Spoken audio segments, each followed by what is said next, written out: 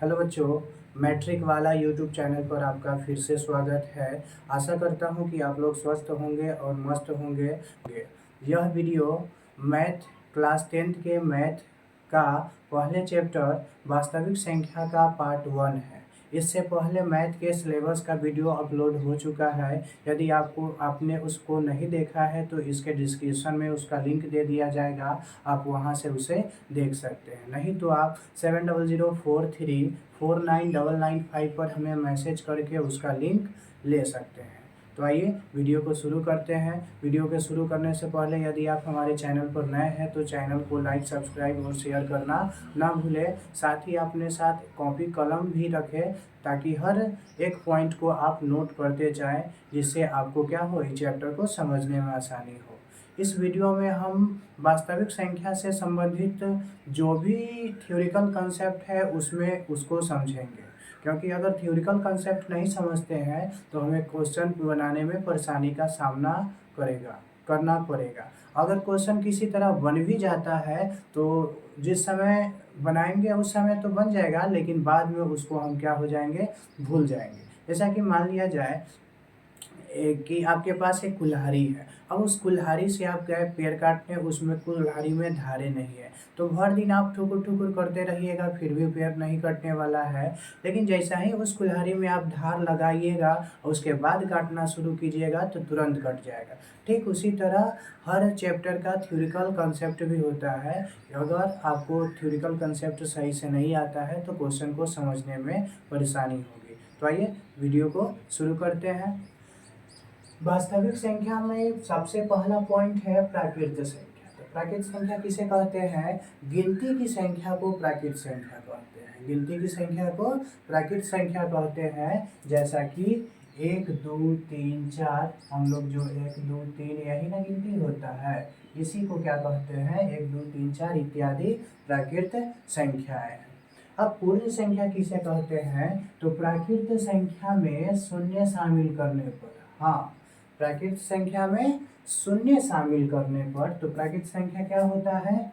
1 2 3 4 इत्यादि होता है। इसी में हम अगर शून्य शामिल कर लेते हैं तो हमें क्या मिल जाता है? पूर्ण संख्या मिल जाता है। अब पूर्णांक किसे कहते हैं? तो पूर्ण संख्या में ऋणात्मक संख्या, पूर्ण संख्या में ऋणात्मक संख्या यानी कि माइनस वाला संख्या को अगर शामिल कर लेते हैं तो हमें क्या मिल जाता है? पूर्णांक मिल जाता है। जैसे कि पूर्ण संख्या हुआ आपका 0 1 2 3 इत्यादि। तो इसी में अगर माइनस वाला संख्या अगर हम शामिल कर लेते हैं तो ये हमें कौन सी संख्या प्राप्त हो जाती है? पूर्णांक संख्या प्राप्त हो जाती है। विषम संख्या को तो आप भली भांति जानते हैं, इसे आम भाषा में हम लोग काग भी कहते हैं और सम संख्या को दोष भी कहते हैं। यानी कि वैसी संख्या जिसका जोड़ा नहीं लगे उसे विषम संख्या कहेंगे, और वैसी संख्या जिसका जोड़ा लग जाए उसे क्या कहेंगे? सम संख्या कहेंगे। तो जैसे विषम संख्या का हो गया 1 3 5 7 9 11, और सम संख्या हो गया आपको 2 4 6 8 इत्यादि। तो सम संख्या विषम संख्या समझ गए। अगला पॉइंट है आपका अभाज्य संख्या। अभाज्य संख्या किसे कहते हैं?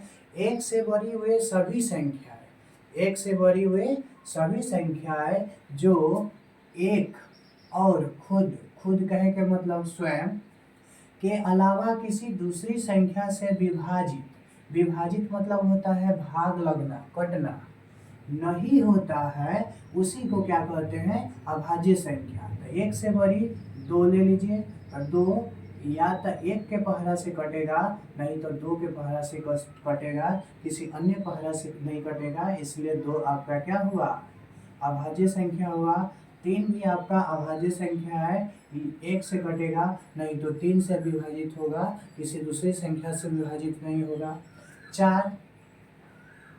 4 आपका 1 से भी लगेगा, 2 से भी लगेगा और 4 से लगा। तो परिभाषा के अनुसार ये क्या हो गया? गलत हो गया, क्योंकि 1 से लगे और नहीं तो खुद से लगे, तो 1 से लगा, खुद से लगा और दूसरा से भी लग गया, इसलिए 4 हमारा क्या होगा? अभाज्य संख्या नहीं होगा, 4 हमारा अभाज्य संख्या नहीं होगा। 5 को देखिए, तो 5 क्या है, 1 से लगता है, नहीं तो 5 से लगता है, तो इसलिए ये हमारा क्या हो जाएगा, अभाज्य संख्या हो जाएगा। तो हमारा अभाज्य संख्या क्या हुआ, तो 2, 3, 5, 7, 9 नहीं होगा, क्योंकि 9 1 से भी लगता है, 3 से भी लगता है और 9 से भी लगता है। 11, 13, 15 नहीं होगा। 15 क्यों नहीं होगा कि 1 से भी लगता है, 3 से भी लगता है, 5 से भी लगता है और 15 से भी लगता है। 17, 19, इसी तरह अन्य भी अभाज्य संख्याएं हैं। अब उससे आगे है भाज्य संख्या। तो भाज्य संख्या किसे कहते हैं, एक से बड़ी वे सभी संख्याएं, एक से बड़ी वे सभी संख्याएं जो एक और खुद के अलावा, एक और खुद के अलावा अन्य संख्या से भी विभाजित हो। यानी एक से तो लगभग करेगा, खुद से भी लगभग करेगा, उसके बाद दूसरी भी संख्या से विभाजित होगा। जैसा कि यहाँ पे 4 था, जैसा कि यहाँ पे 4 था, 4 आपको 1 से भी लगा, 2 के पहरा से भी लगा और 4 के भी पहरा से, तो 1 से लगा, खुद से लगा और अन्य संख्या से भी लगा, इसलिए 4 हमारा क्या है, भाज्य संख्या है। 6 1 से लगा, उसके बाद 2 से लगा, 3 से लगा और खुद से भी लगा, इसलिए 6 भी हमारा क्या है, भाज्य है। उसी तरह 8, 9, 10, 12, 14, 15 इत्यादि, ये सभी के सभी क्या है, भाज्य संख्या है।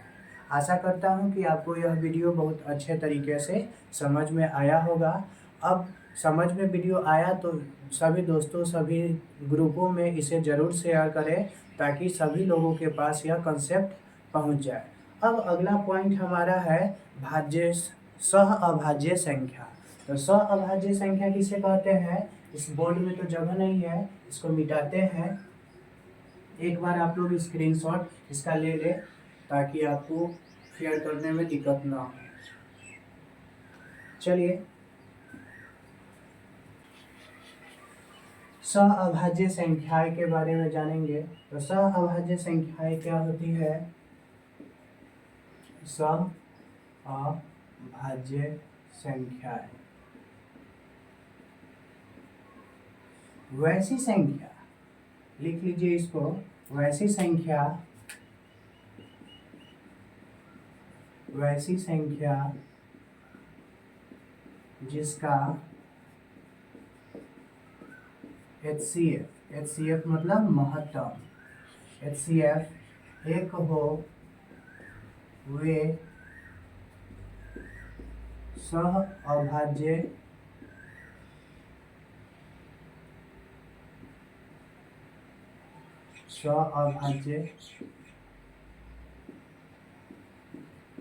संख्या कहलाती है। वैसी संख्या जिसका HCF क्या हो, 1 हो, उसे क्या कहते हैं, सह अभाज्य संख्या है। जैसे कि आपका हो गया 2, 3, इसका HCF आप निकालिएगा तो इसका HCF 1 आएगा, तो ये संख्याएं क्या हो गई, सह अभाज्य संख्याएं हो गई। उसी तरह है आपका 3, 5, इसका भी HCF निकालिएगा तो आपका इसका क्या आएगा, महत्तम 1 आएगा, यानी कि HCF 1 आएगा, इसलिए ये सभी क्या है, सह अभाज्य संख्याएं हैं। देखिए, निकाल के देख लीजिए, 3 और 5 का HCF निकालेंगे 1 मरतबा,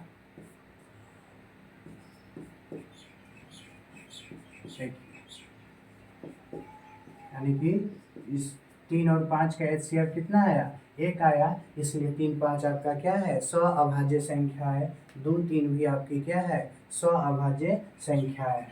17, 19, 9, 16, ये सभी की सभी क्या है, सह अभाज्य संख्याएं है। अब आगे आता है परिमेय संख्या। तो परिमेय संख्या किसे कहते हैं,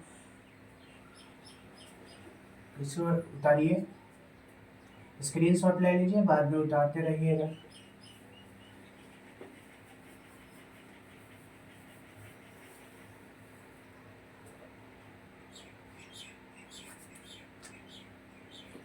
परिमेय संख्या।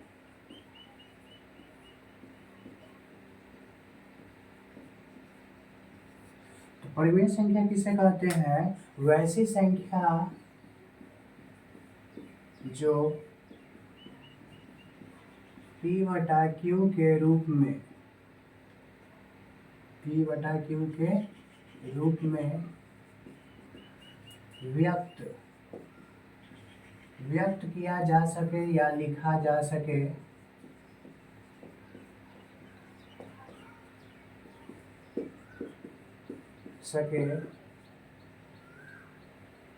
उसे परिमेय संख्या कहते हैं, जहाँ P और यहाँ नहीं हट रहा है, नीचे लिखते हैं, जहाँ P और Q पूर्णांक है तथा Q बराबर 0 ना हो। अब परिमेय संख्या किसे कहते हैं? वैसी संख्या जो P/Q के रूप में लिखा जा सकता है उसे क्या कहेंगे? परिमेय संख्या कहेंगे। जैसा कि आपको है 3/5, तो यहाँ पे 3 आपका क्या हो गया? P हुआ और 5 हुआ आपका Q। और यहाँ आगे लिखा हुआ है कि P और Q क्या होना चाहिए? पूर्णांक होना चाहिए। तो 3 पूर्णांक है, 5 भी पूर्णांक है, इसलिए 3/5 हमारा क्या हुआ? 3/5 हमारा क्या हुआ? परिमेय संख्या हुआ। उसी तरह 8 -8/3 -8 भी पूर्णांक है, 3 भी पूर्णांक है, इसलिए क्या हुआ? परिमेय संख्या हुआ। 5 ये भी आपका परिमेय संख्या है, इसके नीचे कुछ नहीं है तो 1 है, तो P/Q के रूप में इसे भी व्यक्त कर सकते हैं, ये भी आपका क्या हुआ? परिमेय संख्या हुआ। 0 भी हमारा क्या है? परिमेय संख्या है। उसके अलावा रूट वाले संख्या जैसे 2 नहीं 4 9, तो वैसी संख्या जिसका वर्गमूल पूरा आता हो उसे भी हम क्या कहते हैं? परिमेय संख्या। जैसे 4 है तो 4 का वर्गमूल क्या होगा? 2 गुने 2, 2 के स्क्वायर से रूट कटा तो 2, यानी कि 4 का वर्गमूल आपका 2 होता है। तो वैसी संख्या जिसका वर्गमूल पूरा आता हो उसे भी हम परिमेय संख्या कहते हैं। 9 का वर्गमूल कितना आया होगा? 3 के स्क्वायर से कटा 3, तो 9 भी आपको क्या है? परिमेय संख्या है। अगला पॉइंट है अपरिमेय संख्या।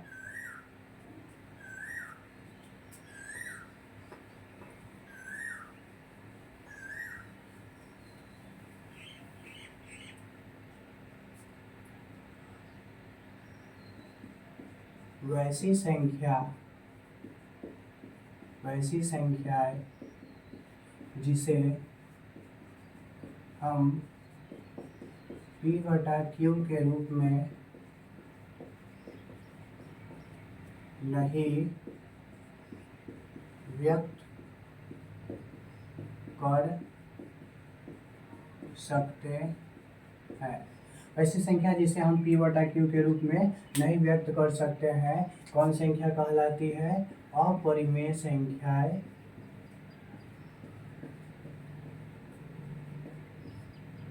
अपरिमेय संख्याएं कहलाती है।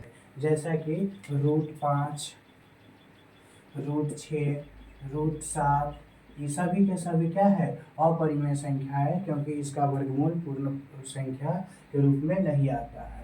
उसी तरह अशांत आवृत्ति का 1.001, 001, 301 ये हुआ अशांत अनावर्ती। क्या हुआ? अशांत अनावर्ती।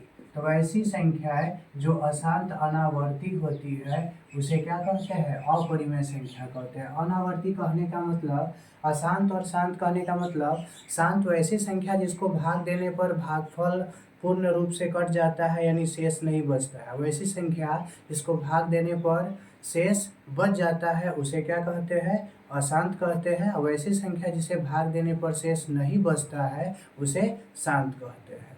तो अब अशांत अशांत में भी दो किस्म का होता है अनावर्ती। अनावर्ती कहे का मतलब रिपीट नहीं करेगा, वो बदलता रहेगा। जैसे 1.01 डबल जीरो, यहाँ 1 जीरो, यहाँ डबल जीरो, यहाँ 3 जीरो, उसी तरह यह बदलता रहा तो ऐसी संख्याएं भी क्या होगी, अपरिमेय संख्या होगी। 0.12 डबल 1 2 1 1 2 1 1 1 1 2, ये भी आपको क्या है, अशांत अनावर्ती संख्या है, इसलिए ये भी क्या है, अपरिमेय संख्या है। परिमेय संख्या में एक पॉइंट छूट गया था। वैसे अशांत आवर्ती संख्या, वैसे अशांत यानी कि अशांत आवर्ती संख्या भी क्या होती है, परिमेय संख्या होती है। तो आवर्ती का मतलब 8.222, ये एक ही अंक रिपीट कर रहा है तो इसको आवर्ती बोलेंगे। 0.555, 1.2333, तो एक ही संख्या है, एक ही संख्या रिपीट कर रहा है, ये सभी के सभी अशांत आवर्ती हुए, तो ये सभी के सभी क्या हुए, परिमेय संख्या हुए। सभी के सभी क्या हुए, परिमेय संख्या हुए। तो आशा करता हूँ कि आपको यह वीडियो बहुत अच्छे तरीके से समझ में आया होगा। अगर यह वीडियो आपको अच्छे तरीके से समझ में आया तो अपने सभी दोस्तों, ग्रुपों और सभी भाइयों बहनों को इस वीडियो को भेजने का, ताकि उन्हें भी इस वीडियो का लाभ मिल सके। इसी के साथ मैं आपसे विदा लेना चाहूँगा। धन्यवाद।